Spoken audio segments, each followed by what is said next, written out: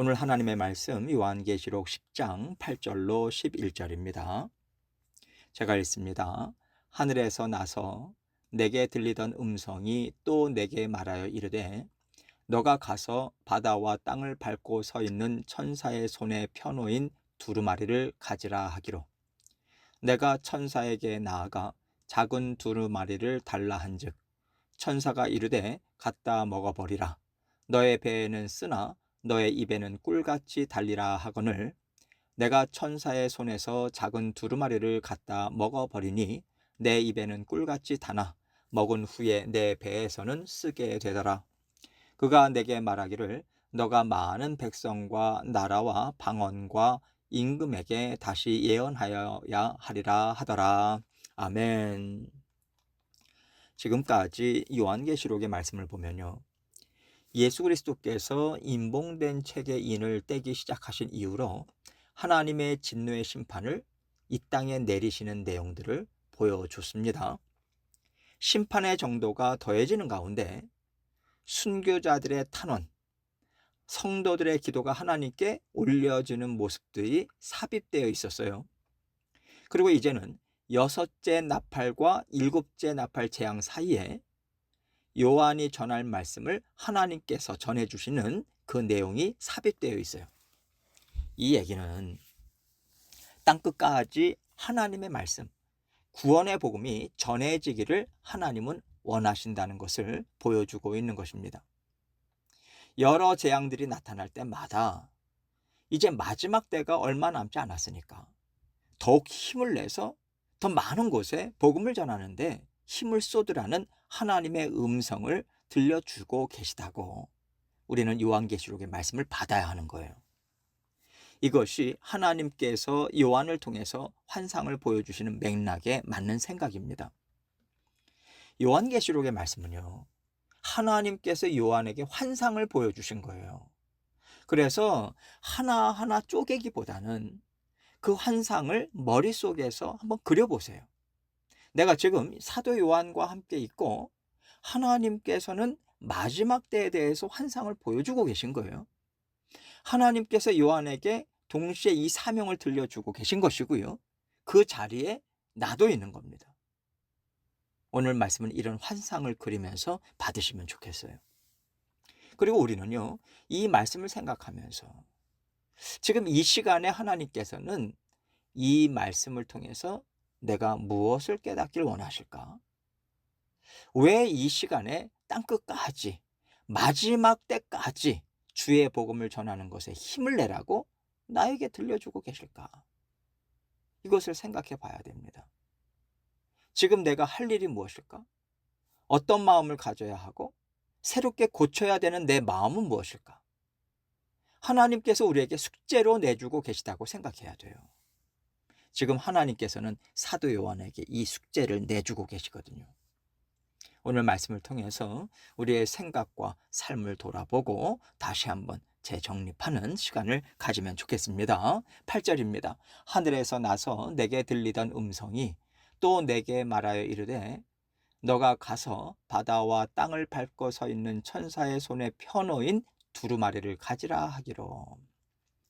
지금까지 요한에게 들리던 하나님의 음성이 너는 가서 바다와 땅을 밟고 서 있는 천사의 손에 펴놓인 두루마리를 가져라, 이 말씀하시는 거예요.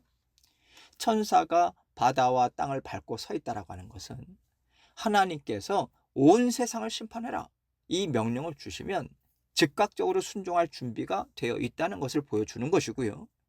이 천사가 그렇게 일하는 근거가 무엇인가? 손에 펴놓인 두루마리라는 거예요. 이러이러한 심판을 내리라는 하나님의 계획과 뜻이 담겨 있는 두루마리인 것이고, 이 두루마리를 하나님께서는 요한에게 넘겨주고 계신 겁니다. 온 세상을 심판하는 일을 보류시켜 놓고 계시고 요한에게 명한 일이 먼저 이루어져야 된다, 이 뜻을 지금 전하고 계신 거죠. 이제 사도 요한은 말씀에 순종하면서 나아갑니다. 9절입니다. 내가 천사에게 나아가 작은 두루마리를 달라 한즉 천사가 이르되 갖다 먹어버리라. 너의 배에는 쓰나 너의 입에는 꿀같이 달리라 하거늘. 하나님의 말씀은요, 언제나 우리를 살리는 구원의 말씀이에요. 이 얘기는 완전한 하나님의 말씀이 실현이 된다는 거고요. 그 말씀 앞에서 우리가 맞습니다, 하나님. 아멘입니다. 하나님께서 옳습니다. 이렇게 반응하면서 하나님의 말씀을 받아 누릴 때 우리의 영은 힘을 얻어요. 강건해집니다. 그렇기 때문에 우리가 그 말씀을 꿀송이보다도 달다고 고백하면서 먹을 수 있는 거죠. 달고 너무 좋은데 이제 뒤에 이어지는 내용을 보면요, 하나님께서는 사도 요한에게 이 말씀을 온 땅의 모든 사람들에게 전해야 된다, 이 말씀 주시거든요. 그 어려운 때에, 환난의 때에, 하나님을 대적하는 때에 말씀을 전할 때마다 부딪히는 일이 얼마나 많겠습니까? 고통스럽죠. 요한이 마지막까지 감당해야 될 쓴 잔이 있다라고 하는 것을 배에서 쓰다 이렇게 표현해 주고 있는 겁니다. 10절로 11절입니다. 내가 천사의 손에서 작은 두루마리를 갖다 먹어버리니 내 입에는 꿀같이 다나 먹은 후에 내 배에서는 쓰게 되더라. 그가 내게 말하기를 너가 많은 백성과 나라와 방언과 임금에게 다시 예언하여야 하리라 하더라. 하나님께서 지금 사도 요한에게 요한계시록의 말씀을 주실 때를 보면요, 그의 나이가 90이 가까운 노년이에요. 더구나 요한은 지금 유배지에서 중노동을 할 때입니다. 이런 요한에게 하나님께서는 계속해서 하나님의 일을 이루라고 하시면서요, 더 많은 하나님의 나라 일들을, 역사를 드러내 보여주고 계시거든요. 그리고 다시 한번 하나님이 하시는 일을 이해시키고 계시고요, 새로운 사명을 지금 주고 계신 거예요. 밤모섬에서 사도 요한은요, 이것으로 하나님이 나에게 주신 사명은 끝인가 보다. 믿음의 경주를 다 완주했나 보다. 이렇게 생각할 때쯤 하나님께서는 새로운 길을 그에게 딱 열어주시는 거예요. 아직 너가 할 일이 남아있다. 이것을 환상을 통해서 보여주시고 말씀을 주고 계신 거거든요. 일을 할 것인가? 아니면 하지 않을 것인가? 이것은 하나님께서 이끌어 가시는 것이다, 이거 보여주시는 거예요. 하나님께서 사도 요한에게 너가 많은 백성과 나라와 방언과 임금에게 다시 예언하여야 하리라 하더라, 이렇게 얘기하시잖아요. 이 얘기는요, 사명을 감당하는 일은 끝나지 않았다, 이 얘기를 하고 계신 거예요. 내가 이만큼 했으면 됐지, 이 정도 했으면 됐지. 이렇게 세상의 풍조를 따라가지 말라고 말씀하시는 겁니다. 하나님의 자녀는요, 하나님의 명령, 하나님의 인도하시는 인생길을 따라가는 것이지 세상적인 시각으로 세상의 때로 분별하는 게 아니지 않습니까? 그래서 다시 예언하여야 하리라 라고 하는 것은요, 하나님의 사람들에게는 마치 나팔소리와 같이 깨어나라, 이 말씀 주시는 거라고 생각이 들어요. 많은 백성, 우리가 할 수 있는 대로 많은 사람들에게 복음을 전하라고 하시는 겁니다. 사실 온 인류를 모든 사람에게 전하라고 하시면 되는 거잖아요. 그런데 이어서 뭐라고 이야기합니까? 나라와 방언과 임금에게라고 또 얘기하시는 거예요. 피부색, 나라, 족속 이런 거 나누지 말고 만나는 사람들마다 기회 있는 대로 모든 사람에게 복음을 전해라, 말씀을 전해라, 하나님이 주신 말씀, 너가 먹은 말씀 전해라, 이 얘기죠. 나라뿐만 아니라 족속별로 생각해 보라, 이 의미도 담겨져 있는 거 아니겠습니까? 다양한 방언들, 언어들을 쓰는 족속들이 얼마나 많습니까? 그래서 나라 안에 수많은 또 족속이 있는 것이고요. 나라라고 하는 개념보다 더 잘게 나눌 수 있는 개념인 거죠. 임금에게, 이 얘기는 저 사람들 이렇게 제쳐놓지 말고, 권세 있는 자들도 두려워하지 말고 기회 있는 대로 그들에게 주의 복음을 전해라, 이 말씀하시는 거예요. 하나님은 온 인류를 골고루 사랑하기 원하시고요, 다 구원받기를 원하신다는 말씀을 다시 한번 주고 계신 거죠.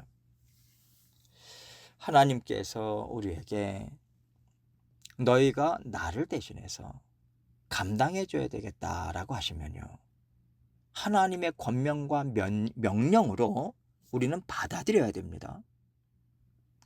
하나님께서 우리에게 주시는 복음 전도의 사명은요, 우리가 하나님의 사람으로서 특별한 때만 하는 것이거나 특별한 사람들만 하는 것이 아니라는 것 또한 알려주고 계신 거예요. 사도들에게만, 어떤 직분을 가진 사람들에게만 이 명령을 주고 계신 게 아니지 않습니까? 예수님께서 이 땅에 오셔서 우리에게 주신 구원은요, 차별이 없는 구원입니다. 나이든 가진 것이든 배운 것이든 피부색이든 언어든 예수님을 통해서 주신 구원은 차별이 없어요. 그렇기 때문에 요한에게 백성, 나라, 방언, 임금 이렇게 겹치기도 하는 영역임에도 불구하고 여러 가지로 나누어서 말씀하시는 것은 복음을 전해 들어야 되는 사람들도 차별이 없어야 되겠지만 복음을 전해야 되는 사람들도 차별이 없다는 거예요. 하나님은 차별을 두지 않으시고 누구에게든 어떤 상황에 있든지 간에 예수 그리스도의 복음을 들은 사람들은, 아는 사람들은 다 감당해야 되는 일이라고 하는 것을 우리에게 알려주고 계신 거예요. 이 얘기는요, 하나님, 지금 저는요 힘이 나질 않아요. 하나님, 저는 물질이 없어요. 하나님, 지금 제가 너무 바빠요. 이런 것으로 하나님의 말씀을 막지 말라고 하시는 겁니다. 하나님께서 말씀하고 계시다는 것을 우리가 듣는다면 내가 아니라고 말하는 것을 하나님 앞에 들고 나아가야 돼요. 정말 하나님 이것도 막지 말라고 말씀하시는 겁니까? 여쭤봐야죠. 여쭤보고 하나님의 응답을 받으셔야죠.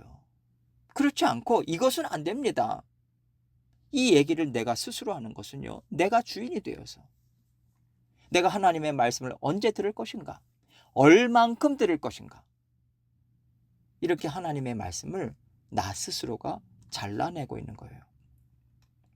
사도 요한도 하나님의 말씀을 들을 때, 하나님, 제 나이가 몇입니까? 하나님, 이 중노동은 없애주셔야지 제가 할 수 있지요. 저는 감당하기가 너무 어렵습니다. 제가 이것까지 해야 됩니까? 이렇게 하나님 앞에 올려드릴 수 있었겠죠. 그러나 사도 요한은요, 이런 것들을 일체 하나님 앞에 올려드리지 않고 있습니다. 하나님이 하라고 하시면 하는 거거든요. 이건 어떻게 해야 합니까?